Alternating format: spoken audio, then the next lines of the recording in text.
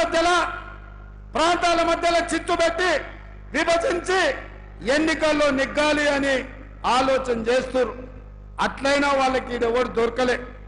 ఎవరు దొరికినా ఈ నుంచే మీరు బండకేసి కొట్టిన ఆయన దొరికిండు అరూరు రమేష్. ఎవరా ఆయన? మీ భూములు మింగిన అనకొండ కాదా? ఊరూర్లో భూములు ఆక్రమించుకున్నాడు కాదా?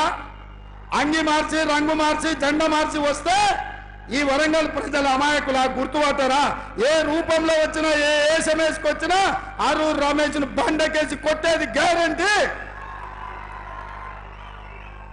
ఈ అనకొండ అంతు చూసేది గ్యారంటీ.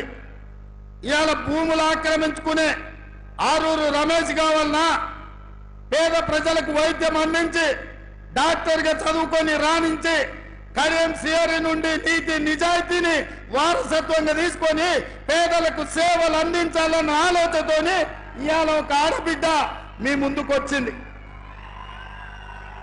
ఇవాళ కాంగ్రెస్ పార్టీ సిఆర్ఈ గారు టికెట్ అడగలే.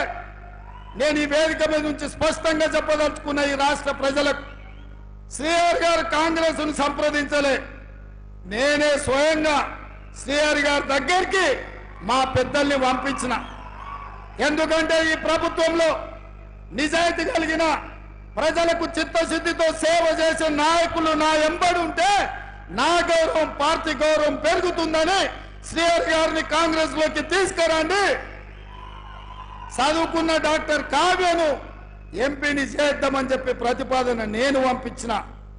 మన ప్రతిపాదన మీద కడియం సిఆర్ గారు ఆలోచన చేసి ఈ రోజు ఒక నిర్ణయం తీసుకున్నారు. నాకు తెలిసి వారు నిర్ణయం తీసుకోకపోదురేమో, కానీ బీజేపీ రూమర్లో ప్రజాస్వామ్యానికి ఒక ప్రమాదం పొంచి ఉన్నది.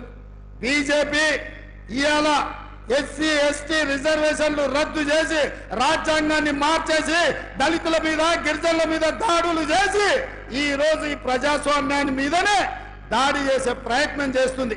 అంబేద్కర్ వాదిగా ఏబిసిడి వర్గీకరణ కోసం కొట్లాడిన నాయకుడిగా ఈ రోజు ఈ దేశ రాష్ట్ర ప్రజలకు ప్రజాస్వామ్యాన్ని కాపాడే అవసరం ఉంది.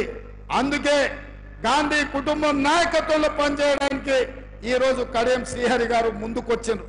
అందుకే మిత్రులారా, ఇవాళ శ్రీహరి గారి దగ్గర కోట్ల రూపాయలు చూసే టికెట్ ఇవ్వలేదు. శ్రీహరి గారి నిజ